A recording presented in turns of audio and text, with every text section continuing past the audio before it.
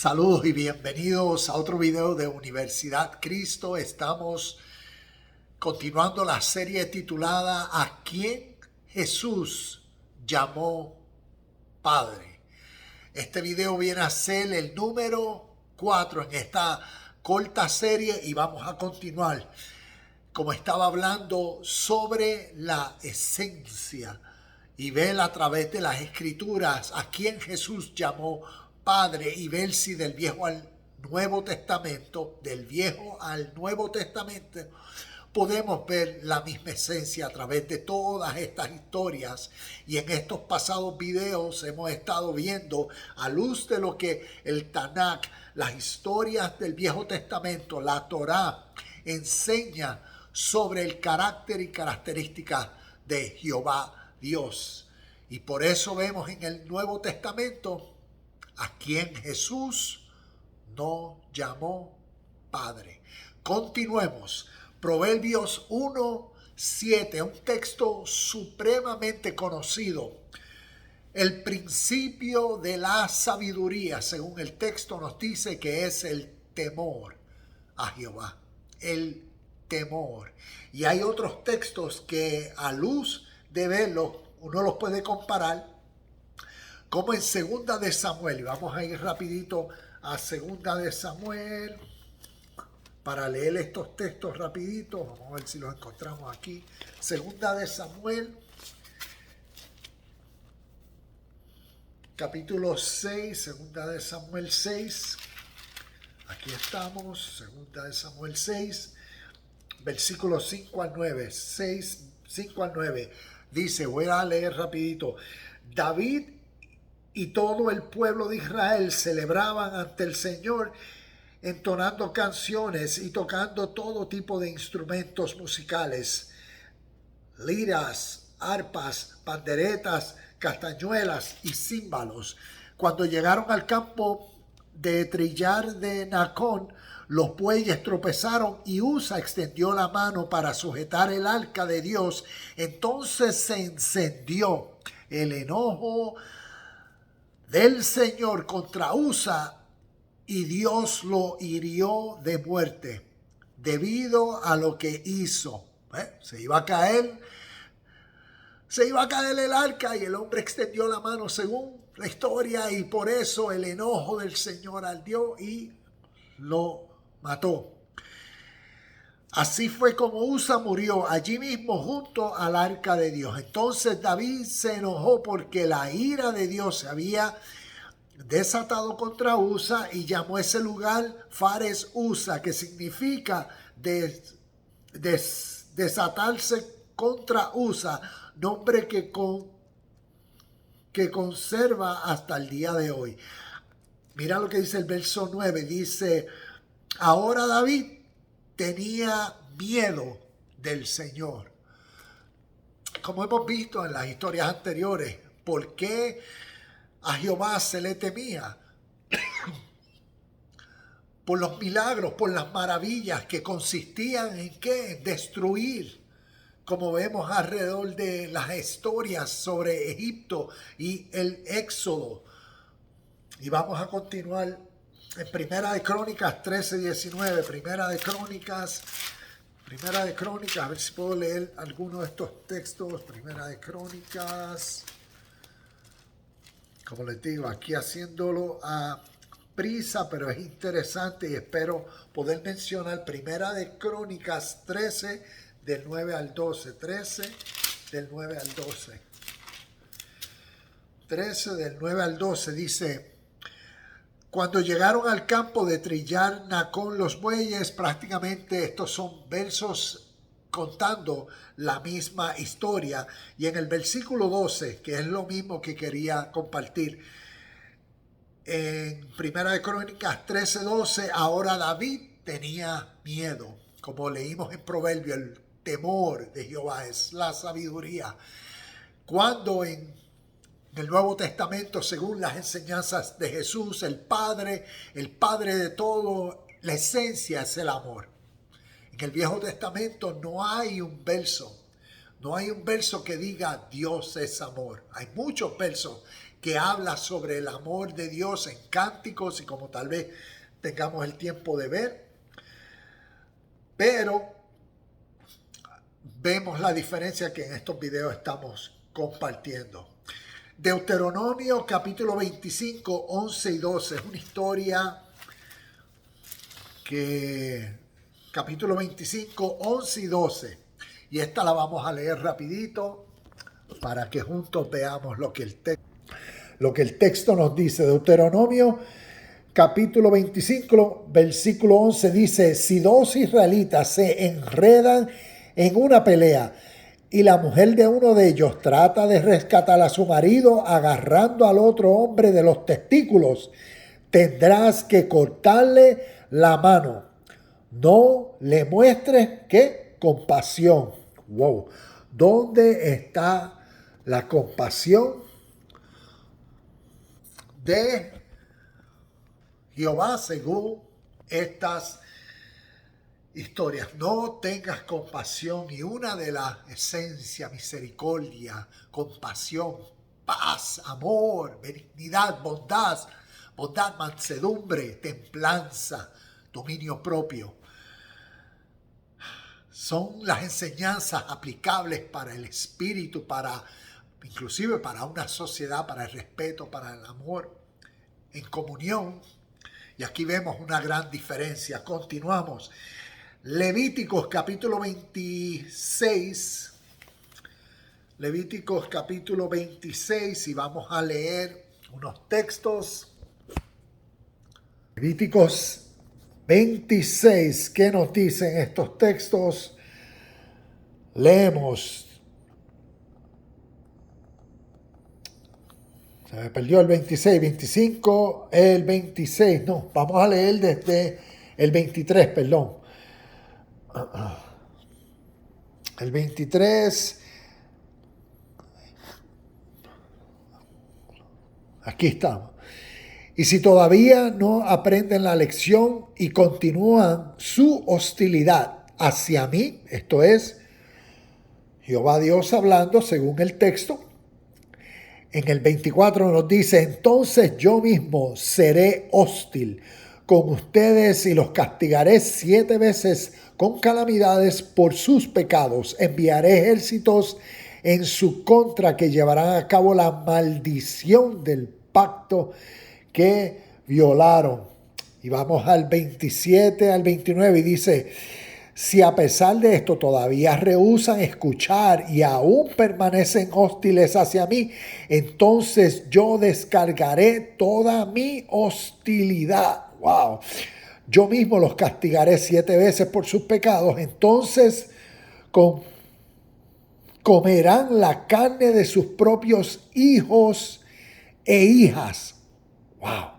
Destruiré sus santuarios paganos y derribaré sus lugares de culto. Dejaré sus cuerpos sin vida, apilados sobre sus ídolos sin vida, y los despreciaré. Y vamos a ver, esos textos son severos.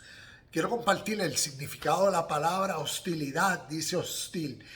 Y su significado: que con su actitud o sus actos se muestra contrario a una persona o cosa.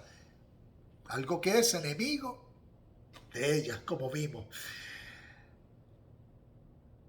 Son versículos que es necesario entender que estas historias simbolizaron, o si son para interpretarse literalmente, causa mucha diferencia. Continuemos. Salmo 137, 9. Vamos a los salmos. A ver qué los salmos nos dicen. Porque queremos descubrir en esta serie de videos a quién Jesús llamó Padre. Porque según la tradición, y como he dicho en los otros videos, tenemos la conciencia de de que desde Génesis hasta Apocalipsis, toda la Biblia está hablando de un solo Dios, de una sola esencia y realidad, cuando claramente quien lee la Biblia y estudia la historia, se da cuenta que las historias que contiene la Biblia son bien diferentes unas de otras. Y nos están diciendo diferentes historias. Por eso lo que llamaríamos interpretaciones, diferentes interpretaciones que en lo natural demuestran la realidad de las ideas de los seres humanos, de las creencias y de la fe. Y por eso si miramos en la historia desde quiénes y para quiénes y por quiénes todas estas historias fueron generadas, creadas del pueblo hebreo en su lenguaje arameo, en su cultura judeo-hebrea, pues por eso vemos que al día de hoy celebran y viven su tradición, su cultura en su tierra, en Israel y alrededor del mundo, totalmente diferente a la conciencia y a las creencias y a los puntos de vista y a la fe de los cristianos.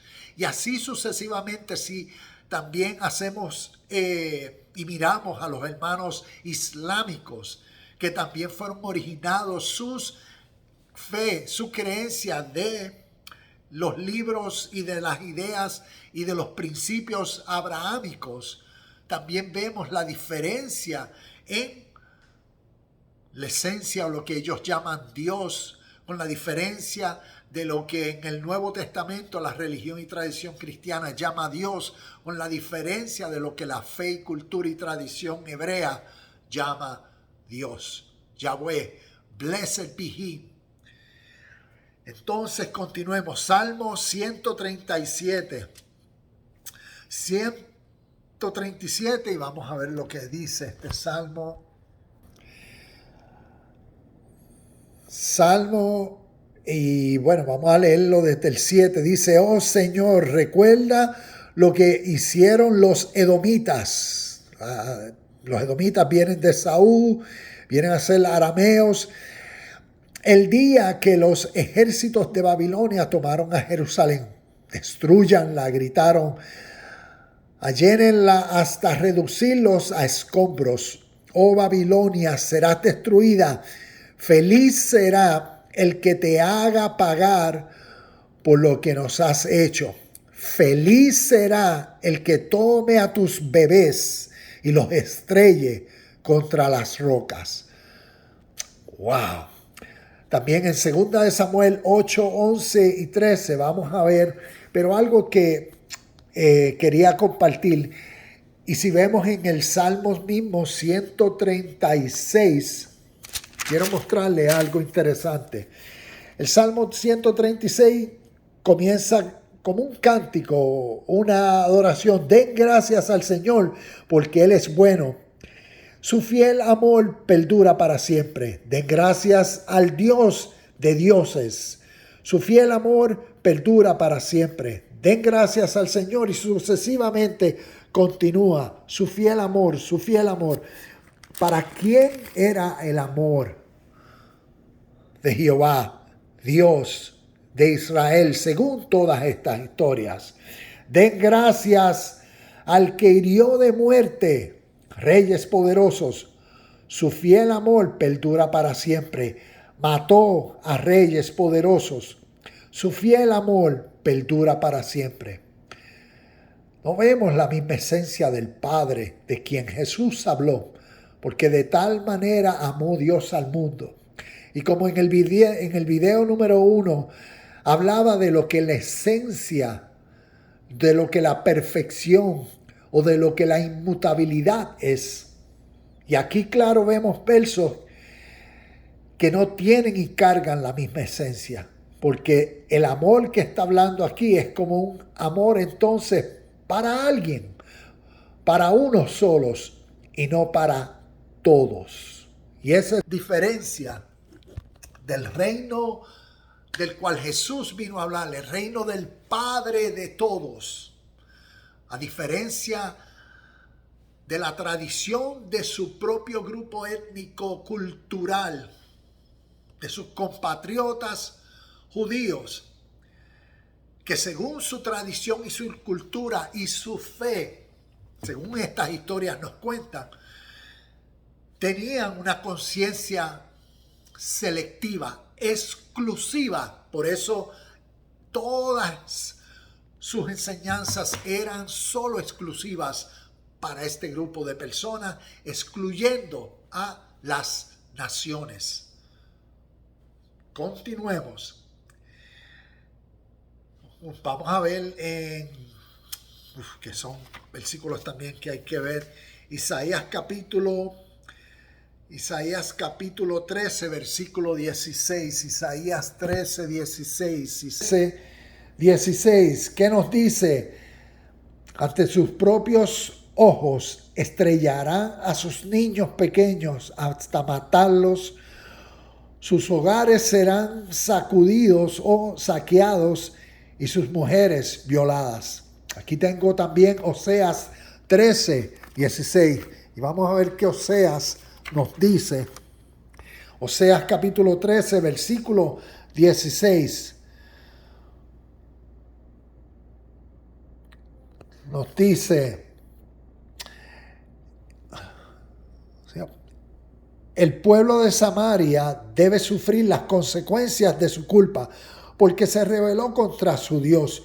Un ejército invasor los matará. A sus niños los estrellarán contra el suelo hasta matarlos, y a las embarazadas les abrirán con espadas. ¿Qué les abrirán a las embarazadas? Parece que le abrirán los vientres. Como vemos aquí, la gran pregunta: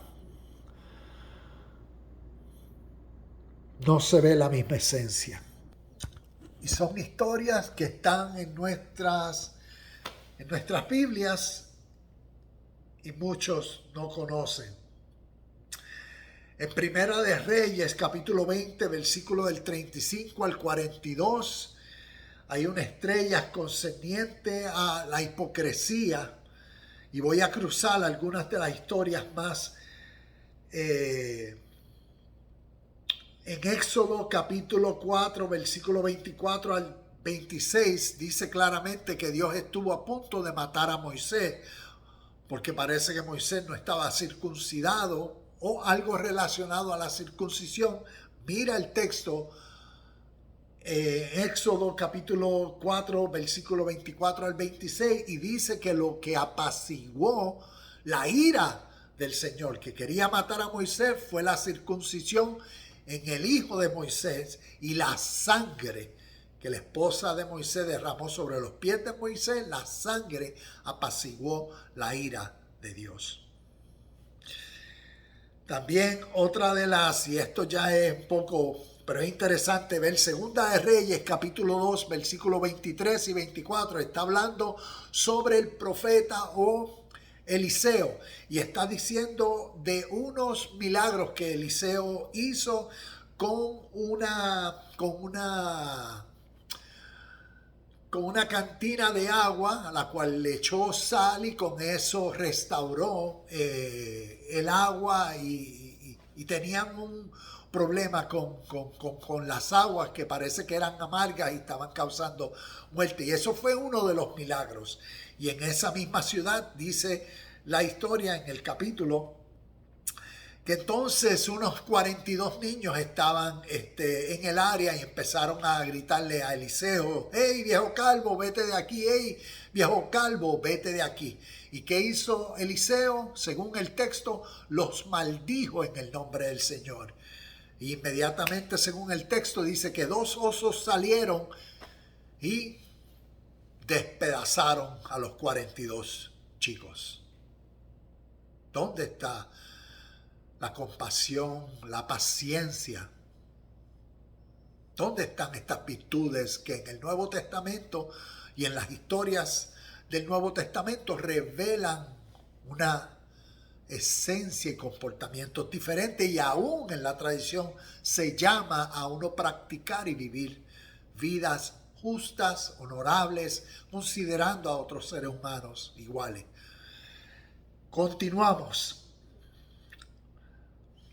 Textos como Ezequiel, vamos a Ezequiel capítulo 20, versículos 25 y 26. Ezequiel capítulo 20, 25 y 26, vamos a leer juntos. ¿Qué nos dice el capítulo? Dice, los entregué a decretos y ordenanzas inútiles que no los conducirían a la vida. Dejé que se contaminaran con los mismos regalos que yo les había dado y permití que sacrificaran a su hijo mayor como ofrenda a sus dioses para devastarlos y recordarles que solo yo soy el Señor.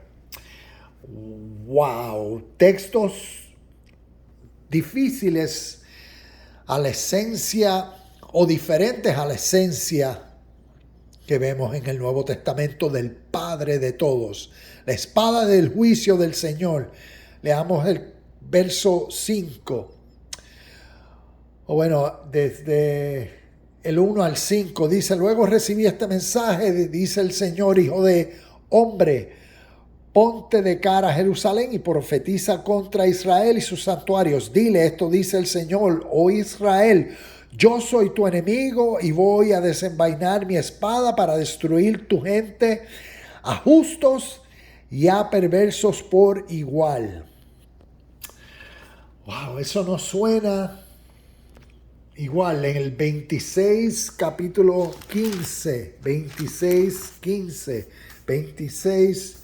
15 nos dice, esto dice el Señor soberano, a Tiro, toda la costa temblará ante el ruido de tu caída mientras se oyen los gritos de los heridos que retumban en la prolongada masacre.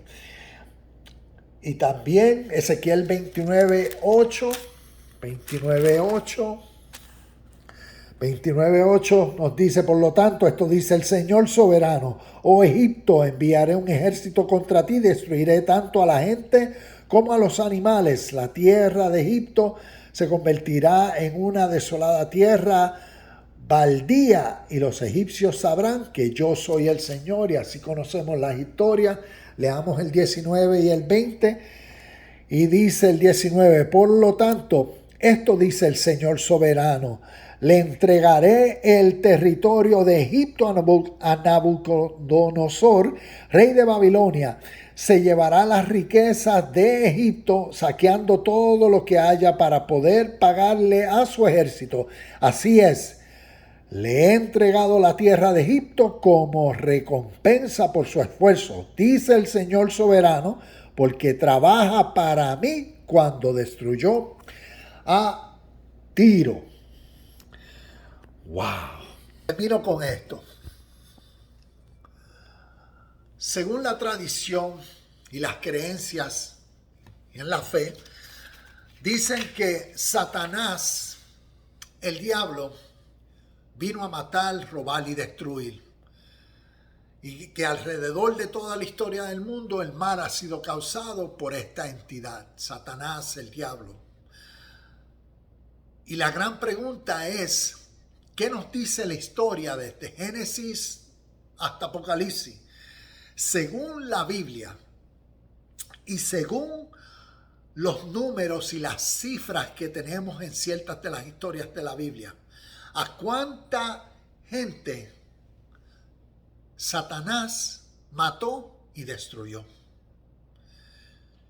Y la respuesta a esta gran pregunta es que según la Biblia, ninguno, cero, nada.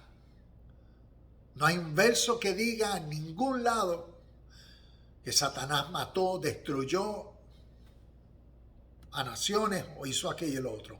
Pero sin embargo, si uno hace la misma pregunta, según estas historias que estamos escuchando, y como he dicho en varios videos, si las tomamos literalmente, es necesario entonces hacer estas preguntas. Según la Biblia y según los números, y les voy a dar unos ejemplos, como en Josué, en Éxodo capítulo 32 había mencionado 3,000 personas. En Josué capítulo 8 versículo 25 menciona 12,000 personas. En segunda de Samuel capítulo 24 versículo 15 dice 70,000 personas. Y en segunda de Crónicas capítulo 13 versículo 17 dice 500,000 personas. La respuesta de esta misma pregunta es, según las Escrituras, hay sobre más de 2 millones de muertes y destrucciones en las manos y en las declaraciones de Jehová, el Dios de la tradición y de quien vemos que es el Dios de este pueblo escogido, según su cultura y su tradición y según su literatura. De ese fue el Padre del cual Jesús habló. Yo y mi Padre somos uno, porque de tal manera amó Dios al mundo que ha dado a su Hijo unigénito. Y que sin las enseñanzas espirituales de Jesús y en la realidad de la historia, la realidad de la historia y de la vida nos muestran una esencia diferente. Y desde que nacimos, como hemos sido condicionados a creer historias sin revisarlas. Y las hemos creído por fe y por la naturaleza de nuestra humanidad. Es tiempo que como adultos tomemos el tiempo necesario para revisar estas historias y entender el significado y el simbolismo. Porque es importante, porque nos han influenciado y creo que enseñan mucho de la historia. Así que gracias por tu tiempo. En el próximo video termino con compartiendo quién fue el Padre del cual Jesús habló. Namaste, shalom y bendiciones, y nos vemos